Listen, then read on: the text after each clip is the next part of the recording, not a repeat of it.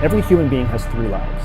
They have a public life, a private life, and a secret life. The tradecraft technique to win control over somebody is to get them to let you into this. If you're not the one in control, then the question you should be asking yourself is, who is the one in control? When CIA taught me that concept, it was uncomfortable until I learned that it's true. And this is basic tradecraft because you're trying to control people or understand people? In espionage, you're controlling people. That's exactly what you do. And so you're taught to get inside people's heads and fuck with them. With a purpose, yeah. The dark part is when you realize that you like it, or that you enjoy it, or that you see the benefit of it. Because then you start asking yourself if there's something wrong with you. So my data is being tracked by intelligence services. If I sat in China or Russia or Israel, I would make you a priority target. Telegram goes to the Russians, WhatsApp goes to the Chinese, Signal goes to the Israelis. Whenever people call this an unprovoked war, it's flat out wrong. It is absolutely a provoked war. Is there going to be a tactical nuclear weapon deployed in Ukraine? Because that's when everyone pays attention. If a nuclear weapon goes off, Russia already knows they're going to get the blame. They also know that anybody out there, Al-Qaeda, ISIS, some transnational threat, if anybody wants to really make a mess of the world right now, they just have to set off a nuclear weapon in Ukraine. Economists are saying that by 2032, the United States will no longer be the world's economic superpower. Let's project forward then. What does the world look like in, say, 2075? Chinese becomes the language of business. The One China policy has made it so there's a dearth of Chinese women. What's going to happen is mass growth of the mixed race Chinese. Your Chinese African Americans, your Chinese Latinos, your Chinese Americans. So you would actually physically see more Asian blood in more bloodstreams. So by 2075, from the way that we look, to the language that we talk, to the way that we do business, would be significantly different.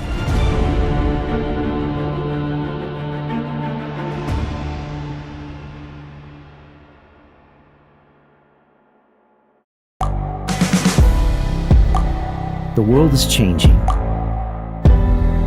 Inspiration is everywhere. It has never been so easy to connect, share, and bring people together. We're learning from others and finding the best in ourselves. Challenging our beliefs. Sharing our vulnerability. Overcoming our fears. Transforming ourselves so we can transform the world. How far can we go? This is London Real. I am Brian Rose. My guest today is...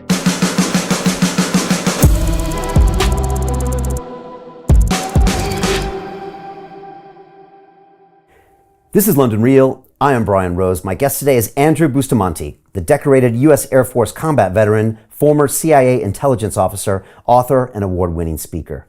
In 2007, you became the youngest U.S. Air Force officer in history to command 200 nuclear intercontinental ballistic missiles from an underground bunker with the highest military security clearance possible. You then spent the next 7 years working as a covert operative for the CIA, assuming numerous identities and working undercover to foil terrorist plots and steal foreign secrets. Today, you use the mental, physical, and social spy skills you learned at the CIA as a private intelligence consultant, and you believe that anyone is capable of mastering their mind, leveraging their talents, achieving their potential, and becoming a hero. All it takes is the right training and hard work. Andrew, welcome to London Real. Wow, Brian, you make me sound really cool. You are cool. I feel really good about myself right now. It's like my kids need to hear this. This is a technique the CIA probably uses, right, to lead people. But it's great to have you here. So much to talk about. I appreciate it. And I don't really know where to start. I was going to start off with like top 3 things happening in the world right now. I'm sure we're going to get into what's happening now nearby in Ukraine because you're a bit closer to the situation, what's going on with China, etc. But I thought I might actually start with the World Cup because the first match starts in a couple days and the whole world's watching. It's usually a time when people celebrate and look at this, except for this one's getting a little more criticism. And from you, from a geopolitical perspective, I'm curious, what do you see going on there? If there is anything going on there to kind of note of what's happening. Yeah, it's really interesting because the World Cup is it's in Qatar, correct? Yeah. And I remember when it was announced to be in Qatar, there was there was a little bit of a spike in attention because folks were like, how are you gonna host it in the Muslim world? How are you gonna host it in a Khaliji country, like an oil-rich country? There was a lot of questions when it first came out, and it's really fascinating. Football as it's properly known, soccer as it's known in the United States, is this phenomenon that is so important to most of the world and basically unknown in many ways to the United States, specifically where I'm from. So it's really hard to have a football conversation with anybody in the United States. And they most definitely don't realize that the World Cup is happening. It's happening in Qatar, and it's a big deal. The things to watch out for, I know some friends in the private intel world who are specifically focused on the security and the counter-terrorism aspects of hosting something in Qatar. You've got the Sunni Shia issues with that. You've got the world politics issues with that. You've got geopolitics because who gets to play, who doesn't get to play. Does Qatar decide? Does FIFA decide? Do politicians decide? It's a challenging situation. But at the same time, the way I tend to look at any kind of sporting event is that sporting events are designed to be an escape from the noise, right? It's a chance for us to just put sportsmanship first instead of showmanship. And we should celebrate the athletes. The athletes, they're not the ones causing conflict. The athletes are out there busting their asses, man, working hard to master complicated techniques, work as a team, represent their country on a world stage. And my hope is that we'll have an excellent World Cup. The infrastructure looks spectacular because Qatar has gone to great lengths to make it happen. So I'm hoping for positive things. Yeah, it should be interesting to watch. I know it's been quite controversial, and people are saying, did they win it properly? And then all the human rights things are under the microscope, and there's a lot of people talking. But I got a funny feeling once the soccer gets going or the football gets going, people will check it. But yeah, it is a great distraction for the world. But also there's a lot of political things going on, as there are with Olympics, right? You want to win because it can take a lot of heat off your country or bring you a lot of prestige, as the Olympics can help. I mentioned Ukraine. You're closer to it now here, and I'm wondering, what are your views on what's happening with Ukraine and Russia? You see things from a completely different picture than most people see things, because you know a lot more what's going on inside, longer term visions, things from a geopolitical standpoint. What do you see when you see what's going on in Ukraine? And what do you think that most people don't see when they read the headlines and hear all of the scenarios? The latest thing was World War III was trending on Twitter a couple days ago, and I'm in chats with crypto people, and they're talking about the nuclear fallout and where it's going to go around the world. It's going to India, and people are planning for this. What do you make of it? Yeah, being in Europe, being in the UK versus being in the United States, and while I am closer now physically, it still seems like, in many ways, the war is still very far from the everyday person's life.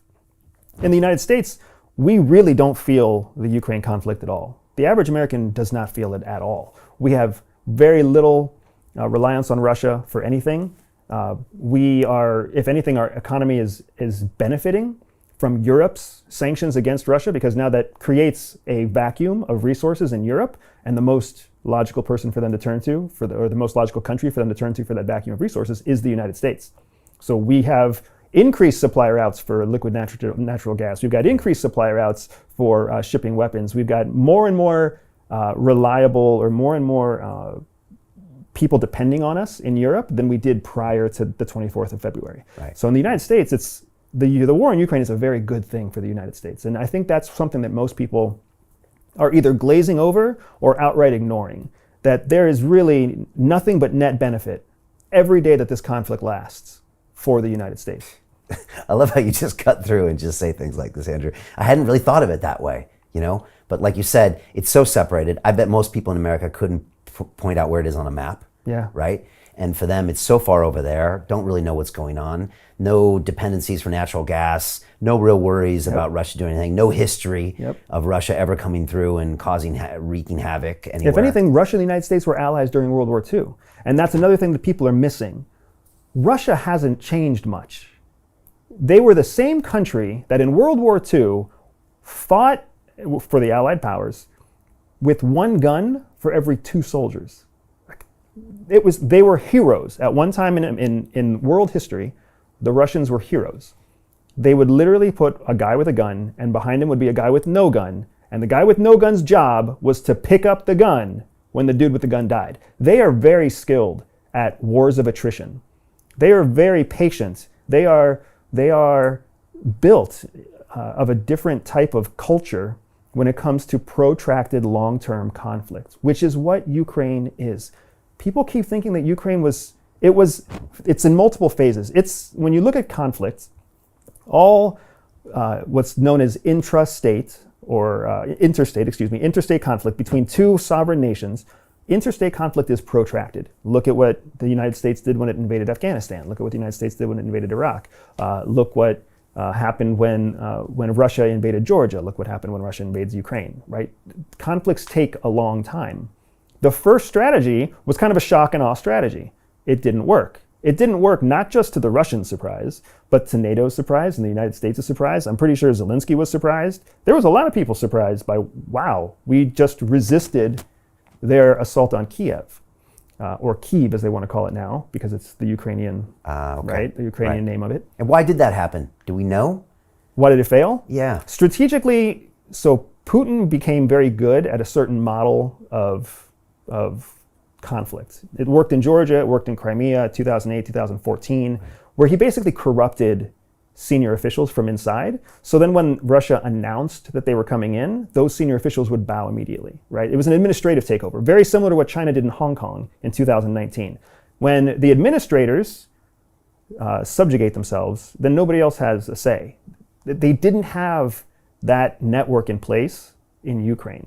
So and it's bigger, too. It's bigger than Crimea or Georgia. Correct. It's much bigger. But you also have this history of Ukraine's application process to NATO and NATO's relationship with Ukraine.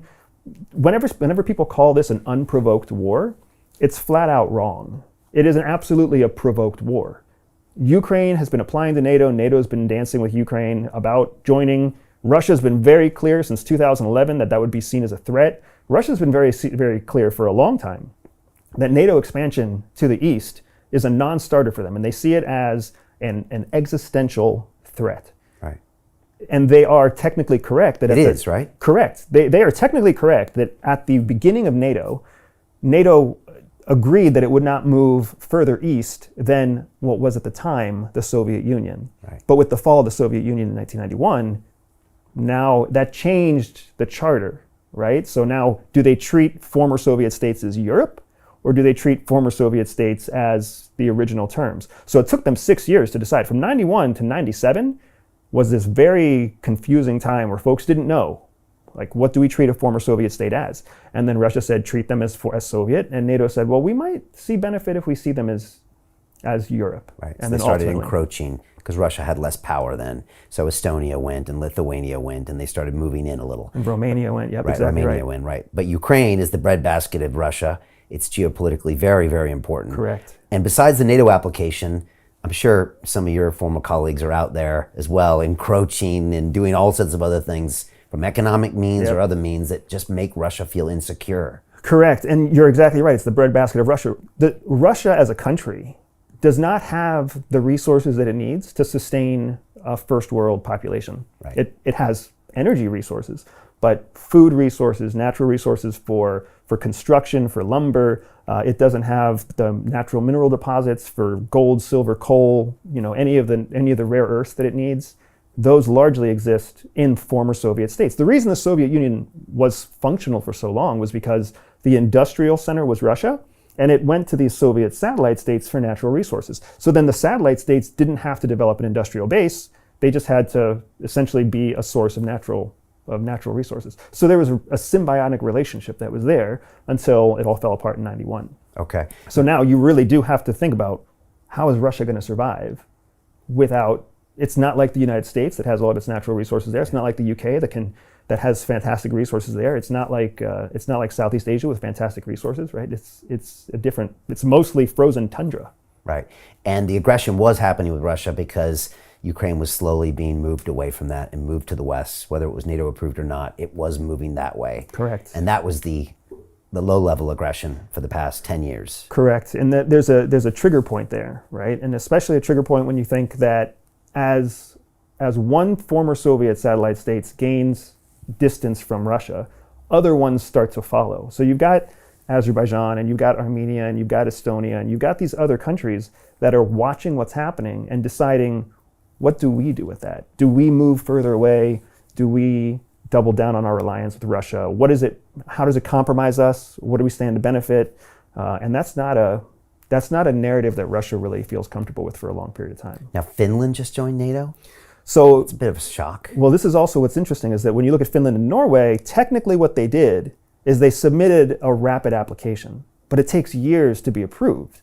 So it was very symbolic by virtue of the fact that they signed, that they applied, but it's been misreported, misunderstood. They're not part of NATO. They've just requested the review for NATO to accept them. And they've got a massive problem because Turkey has made it very clear that they don't have any intentions of accepting either application. And Turkey's kind of the thorn in NATO, just like Russia and China are the thorn in the UN.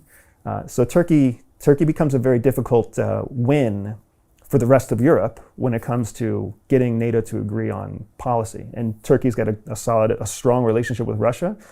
They've got a history of their own internal challenges that make their incentives quite different than what you would see from Poland or Germany and the UK. Right. This is this concept of geopolitics. Can you explain to people what geopolitics means? Yes. It's important. It's Yes. not really taught in schools, I don't think. It's one of those things that makes its way into political science, and then the academic definition is different from the operational definition. So geopolitics is essentially the relationship between nation states as it relates to both their political endeavors and their geography, because the two play very different roles. You might be extremely aligned to another country on the other side of the world. Geographically, that makes it very challenging for either of you to support each other. Politically, you can support each other, but geographically, you're kind of alone. We're seeing that especially now with the rise of China, because China and the US stand at polar opposite sides of the planet, but also polar opposite sides of the political spectrum.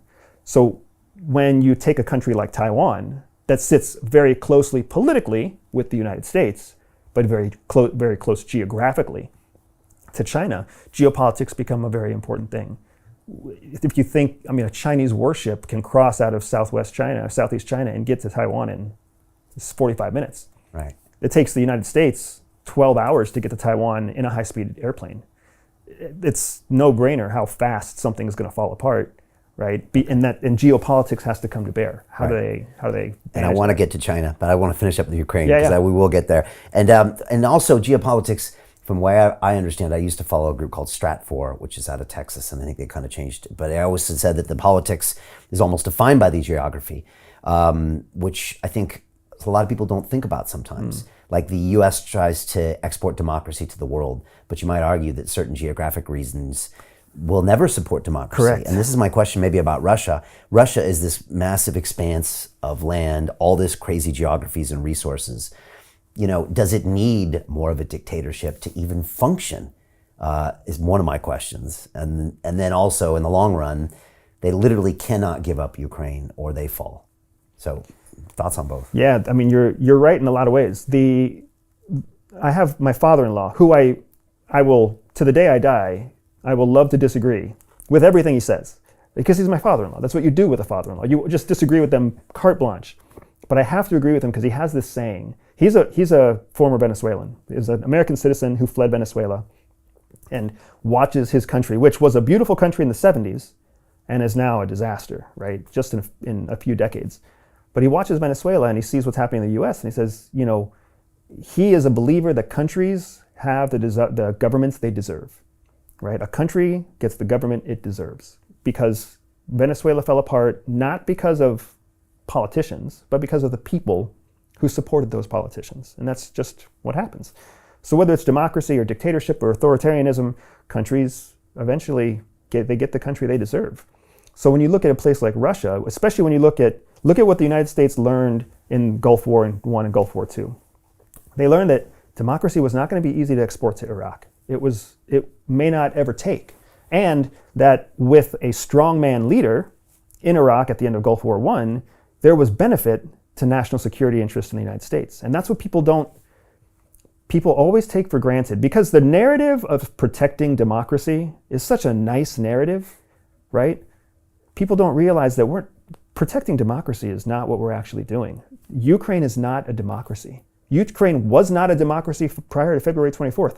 That's not my opinion. That's studies and research done by the Freedom House empirically gave them a 3.8 out of 10 score in terms of democracy. It was a corrupt, poor Russian satellite state trying to decide what it wanted to be next. Because just like you're saying, Russia it lends itself towards authoritarianism. It doesn't lend, to have a functioning democracy, you need to have a very educated foundational base of voters. You need to have technology and industry in place to be able to positively represent and secure their ability to vote. If you don't have that, you can't have a truly representative democracy. So it takes time to develop that, right? In the United States, as much as we love to talk about how awesome our democracy is, we were founded on the principle of you didn't get a vote unless you were a white man with property. That's how we were that's the birthplace of our democracy, right? Race and financial soundness, or financial well-being. Because the idea was, and democracy is always founded on the idea, that you need to be invested in the success of your country for democracy to work. If you're not fully invested in the success of your country, then democracy is bound to fall apart. When you're so poor you can't make survival happen, like places in East Asia, like places in Russia, like places in Eastern Europe, when you're so poor that you're totally ambivalent to what happens in government. You're uneducated. You don't understand the things that they're talking about. You don't have the technology to be able to track or keep up with what's happening. That's ignorance. That's a lack of education. That's a lack of resources. That's not the kind of person that can represent a democracy effectively. It's not. Okay. And that's what you see happen in Venezuela. And so in America, we're kind of the do-gooders exporting our perfect system to the world, kind of like probably the Catholic Church used to do when they went into South America, saying we're just going to make all these people better like us, but we're not being very realistic about what's going on, or maybe even looking at our own system as well. It's not necessarily the right system for every place at this point in time. Right. That's a big thing to say. Most people in America would have a problem with that. Yeah, most people in America do have a problem with that, but that doesn't make it any less true. Yeah. Right? And you're right.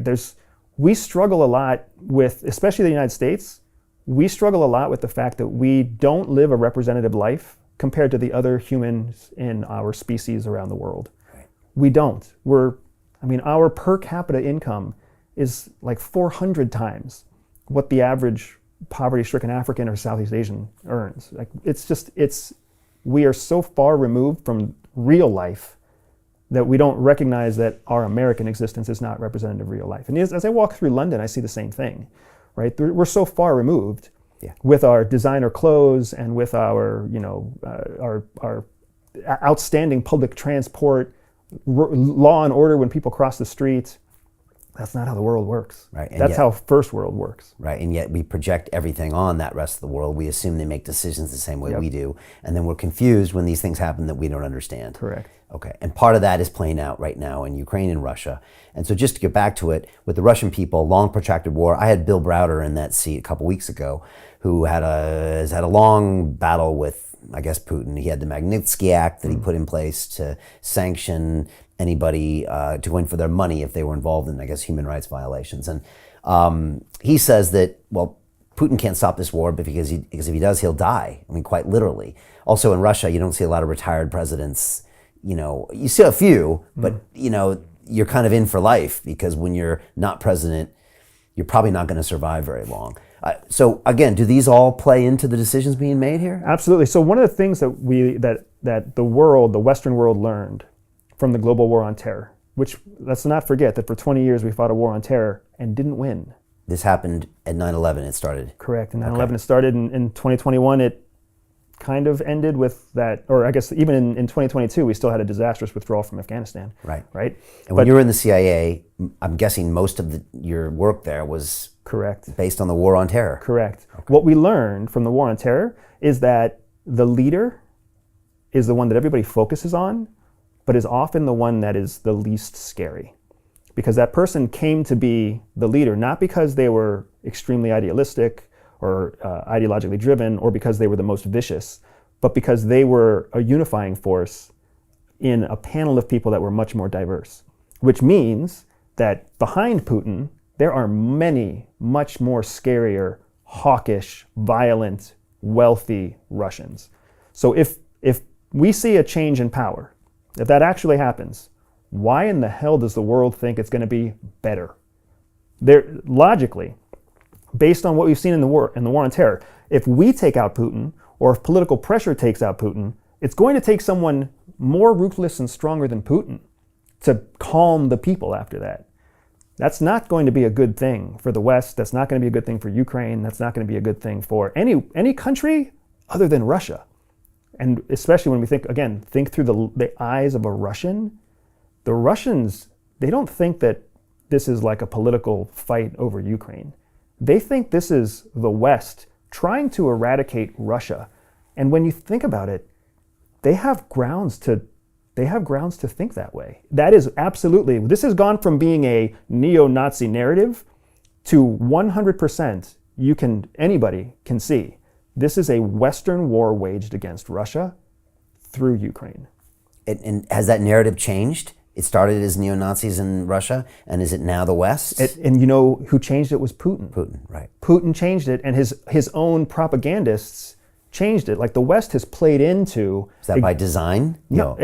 Maybe it was by design. I mean, the guy's a very skilled former KGB officer, right? But the point is, he couldn't back up the claims that they were going into Ukraine to purify Ukraine of neo-Nazis. It was such a ridiculous claim. I hear that's still being, touted in the Telegram groups in Russia. Yeah, and they still try, right? But that's a very narrow group of people that's why there was not widespread Russian support at the beginning. Okay. But as sanctions are leveraged that hurt everyday people, as sanctions are now, this last week we started seeing that the UN, or that the US was calling on the UN to sanction non-Russian countries and non-Russian people who have business dealings supporting the Russian side.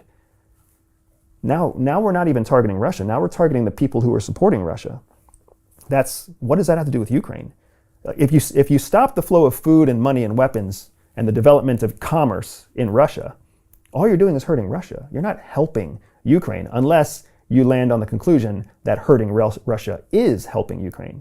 And if that's the conclusion you land on, then who are you really fighting? Russia, right? So it's a sad state of affairs, because now the narrative has changed in Putin's favor. He can now be honest with his own people. Before, he had to lie to his people. Right. Now he can be honest with the people. And if you were faced in a situation where you were being targeted exclusively because you were American or exclusively because you were British, that changes the intimacy of that conflict for you, right? Okay. Is the West trying to crush Russia? Absolutely. Always have been? Always have been. But they're not as relevant as they used to be. They're not developing with technology. Their resources are dwindling. They're no longer a major global power like they were in the 80s and 90s when, I grew up. Right? In the eyes of national security, in the eyes of the way that the larger geopolitical infrastructure views geopolitics, there's only three what's known as global power competitors, GPC countries, also known as near-peer countries. There's only three. The United States, the world's current superpower; China, the world's projected economic superpower by 2032; and Russia, the number two exporter of weapons and energy around the world. It's those two things. And the weapons. Correct. And the fact that the United States sits in North America and South, it sits in the Americas. Yeah. China sits in Asia. Russia sits in Europe, right? It's got incredible reach, incredible power, incredible history. It's got a lot of potential to break things, and it carried on all the momentum coming out of World War II. Even now, we're seeing Russia a little clearer than we saw it before February 24th. We see where its military is degraded. We see where its weapon systems have degraded. We see some of the corruption that we've always known was happening in Russia, but now we see how it actually plays out on the battlefield. Right. I think China is seeing the same thing as they view what's happening. The whole world is watching because there's something to be learned from watching what happens when Russia tries to invade Ukraine. But we've also not seen Russia fully mobilize. If you recall when the United States went into Afghanistan, Operation Enduring Freedom, not a war. Right. When we went into Iraq, right, Operation Iraqi Freedom, not a war. The UN has gone on since to say that the US wars in Afghanistan and Iraq were illegal wars. There has been no legal war since 1947, according to the UN Charter. So when narratives say that Russia's invasion of Ukraine is illegal, yes, that's technically true according to the UN Charter, but no war has been legal. And what punishment has ever happened to any other country for waging an illegal war? Right. I'm all over the place, Brian, because the stuff you're talking about is so interesting. This is so interesting. So, all right, what people really want to know is there going to be a tactical nuclear weapon deployed in Ukraine? Because that's when everyone pays attention. Right. Because that's when my kids start potentially breathing radioactive material, and it becomes very real and dangerous. Or at least that's what seems to be on people's minds as something that would be a game changer. Because right now, like you said, most people in the West just don't care. They might pretend like they care on Twitter, but they just don't care because it still doesn't affect them. Correct. So here's what will not happen. You will not see a missile launched out of Russia carrying a nuclear warhead that lands in Ukraine. That's not going to happen. You're not going to see Russia launch a nuclear missile that lands in Poland or Germany or France or the United States. None of those situations are going to happen. Those are situations that stand no net benefit for Russia. Is there always a chance? Of course there's always a chance, a 0.5% chance, a 3% chance, a 1.2% chance, whatever. The probabilities are extremely low because that escalates things to an uncontrollable level, and that's not what Russia wants. Russia wants a long, slow burn where the rest of the world just slowly turns their attention away from Ukraine and a war of attrition. That's what Russia wants. And they just get it back. And they just get it back. They don't even need it back. Right. All they need the influence back. All they need is the influence. All they need is one or two territories. They need Donbass and Luhansk, just like they were targeting in the beginning. They need a shadow government in those two places, and they need NATO to realize that there's no benefit going into Ukraine. No benefit giving Ukraine NATO status because that's going to really piss off the Russians. And nuclear weapons are a deterrent. Right now, Russia does not want to go to war with NATO. If they make Ukraine part of NATO, that changes the calculation for Russia. Okay, but NATO won't do that. Exactly. So the missile doesn't come from Russia, but it doesn't mean one doesn't get detonated. Correct. That's exactly right. And that's another thing people don't realize. Russia's unlikely to create a tactical nuke that can be easily tied to Russia. If it comes in through Moldova, if it comes down through Belarus, if it comes in a briefcase, if it's a small yield bomb that isn't clearly nuclear, but detonated in a suitcase or underground somewhere in Ukraine as a message, what does that do? Unless it can be tied directly to Russia, it makes it very difficult for the legal structures of the UN and NATO to take action. And again, it's not a NATO country. Look at what just happened with the missiles that landed in Poland and killed Polish nationals. Right away, the world jumped on accusing Russia. The investigation later showed it was actually a Ukrainian anti-air defense weapon. It's also interesting that then Poland didn't hold Ukraine responsible for the inaccuracy of their own weapon. They still blamed Russia because Russia's the ultimate aggressor. If a nuclear weapon goes off, Russia already knows they're going to get the blame. They also know that anybody out there, Al-Qaeda, ISIS, some transnational threat, if anybody wants to really make a mess of the world right now, they just have to set off a nuclear weapon in Ukraine, or even just a big conventional weapon that looks like it could have been a nuclear weapon, because the whole world's going to collapse and make accusations faster than an investigation can be carried out. What's the likelihood of that happening in the next year? That's what scares me, because the likelihood shifts, and it shifts in wide shifts week to week. A week ago, 2 weeks ago, it would seem like that's the next logical step from Russia's current campaign of attacking infrastructure, right? They're currently in an air campaign blowing up electrical grids and water grids and attacking the infrastructure, which again, people call illegal, but according to UN laws, it's still a gray area. It could be conceivably deemed as legal because Ukraine has broken human rights and mandated that all adult men between 18 and 55 remain in country and potentially mobilized to fight. So Have they? They yeah, have? Okay. yeah, that's what they did back in March. Okay, I didn't know that. And human rights, that is a violation of human rights. It's Conscription is? because it's only for men, so it's immediately discounting women, which is not something that the UN supports. And then it's targeted towards a specific ethnicity and a specific group. Russia. Ukraine. Oh, Ukraine. Okay. Right. So now you're restricting freedom of movement of Ukrainian males 18 to 55 just because they're Ukrainian males. That is a violation of human rights. Okay. So, but we look past that. But my point is, 2 weeks ago, it's the next logical step. Now that Zelensky's willing to talk negotiation, like Zelensky's signaling that he doesn't need to see all the same stipulations that he was saying before, that de-escalates the conflict, which is what the whole world wants to see, is a de-escalation of conflict. You didn't give me a number. A probability? Yeah. So I would say right now we're sitting at probably like a 30% probability. Really? In the next year? In the next year that you're going to see a large conventional explosion or a potential small yield nuclear weapon that comes from a non-Russian source. Yeah, it's go off 1 in there. 3. 1 in 3. And what happens with a low yield nuclear weapon? Like, we don't know. Like, is there much fallout? Is there radioactivity? No, like low grade nuclear weapons are really what tactical nuclear weapons have become. They're essentially big enough to wipe out maybe 500, half a square mile, or half whatever that is in kilometers. Is that like Hiroshima or something? No. Hiroshima was a large scale. yield weapon. And it was done above the ground. It was a bomb, not a missile, right? Okay. So there's a couple of things to keep in mind with nuclear weapons. So the altitude at which they're elevated has a lot to do with the radiation footprint that they make. So the most strategic nuclear weapons actually detonate above, while they're still in the atmosphere. They'll detonate it at a mile above ground level. Okay. And then that sends a fireball at its maximum size down to destroy all of life. And a shock wave, it sucks the air out from the ground and takes it up into the atmosphere, and people suffocate. And then it irradiates the entire ground and then shoots all that dust up into the atmosphere. So when you want maximum destruction, you trigger a nuclear detonation at altitude.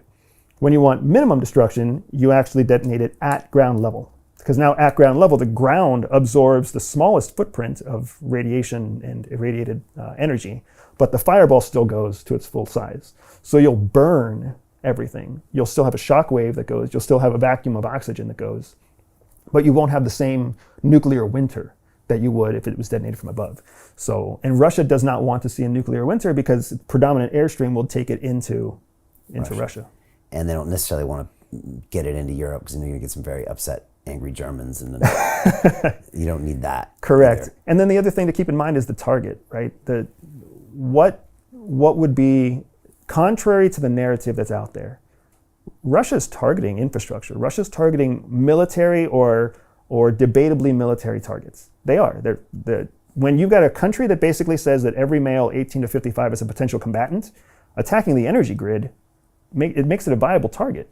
Ukraine's decisions have given Russia the freedom to do the things that the UN and the rest of the world likes to criticize, but it's going to be sticky. When this goes to an international court, it's going to be very sticky. So the target of a conventional weapon, or the target of a low-yield nuclear weapon, it makes the most sense for it to be Kyiv. It makes the most sense for it to be wherever they believe the center of government is. Because if they can either shake Zelensky or neutralize Zelensky, who's going to step up? What's the next step then, right? It gets hairy. It's not going to be a place like Odessa. It's not going to be a place like Mykolaiv. It's not going to be a place like Mariupol. Those are places for conventional fighting, but they're not strategically significant enough to warrant a large detonation. Okay. Right? And now they're ruining their breadbasket, though. I mean, you take out Kiev, this country's got problems for 20 years. Correct. Except that the Russians don't really mind that because they're just going to send in, they want everyone's will to break. Okay. And that's the Russian mantra. That's their MO. Right. And they're not going to stop. It does not benefit them. They're winning this war, you've said before, and they're going to win this war. And there's nothing anybody's going to do about it. And the U.S. isn't going to get involved. And Europe's not going to get involved because nobody wants to get their hands dirty. Correct. And we've all just recently had experiences like Afghanistan. And now we really know. Now, if we hadn't had one of those in 10 or 20 years, we might get some idealists to go in. But even then, they know better. Correct. Because it's just not worth it. If you think about, go back to our conversation about the World Cup, all right? When a soccer match starts, when a football match starts, it's 0-0. Who's winning? Nobody. One team comes in, scores 3 goals. Who's winning? 3-0. The team with 3 goals is winning, right? Russia invaded. They took 74,000 square kilometers or something like that in territory. They're winning. Well, then the other team scores a goal back, and now the score is 3-1. Who's winning? It's really clear in a football match. The team with 3 points is still winning. The other team has 1 point. And even if they get 2 points, the team with 3 points is still winning. We see Ukraine fights back and wins a counteroffensive in the north. That doesn't mean they're winning. Ukraine pushes people back to the Dnipro River in Kherson. They're not winning. They're launching a counterattack. They're winning strategic positions on the field, but that's a long way away from pushing Russian forces completely out of their country and maintaining their own set of governmental leaders. If you look at those outcomes as the definition of winning, I think most people would understand Ukraine is never going to win this. Never going to win this.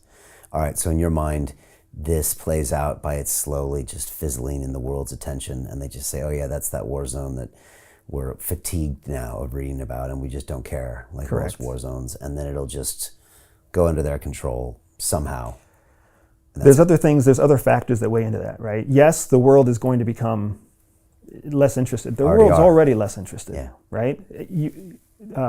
Zelensky made a very interesting and under-publicized statement right before the counteroffensive in August. August 29th, he came out and he said that he could sense that the commitment from NATO and the West to supporting Ukraine was fading, and that was a big reason why he decided to launch a counteroffensive. He needed to show battlefield victory in order to demonstrate that there was still reason for Western powers to invest in Ukraine. Because what he sees and what he knows that the average person doesn't know, the U.S. does not have access to the rare earth minerals that it needs to create new weapon stores. So it's sending all of its current weapon stores, along with the UK, to Ukraine.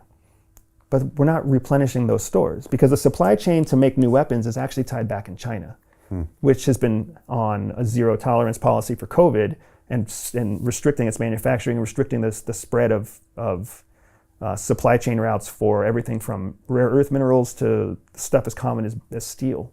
So we can't generate enough weapons to protect our own country. And that supply chain issue is impacting Ukraine. So we can still send them money, we can still send them humanitarian support, but continuing to create, they can't generate their own weapon stores. Right. Russia can. Yeah. So It's a terrible situation. I'm not a fan that it's happening, but realistically, when I think about what's in the best interest of the United States, what's in the best interest of NATO at different stages in this conflict, the shift away from it being in our best interest to continue supporting Ukraine is very clearly taking place.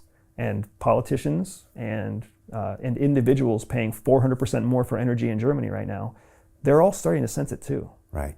100 years from now, when my great-great-grandson is interviewing your great-great-grandson in this chair, are they going to be having a similar conversation about Russia and their power in the world?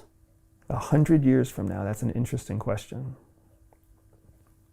That's an interesting question. I mean, geopolitics would say, yes, there's still these 3 major players.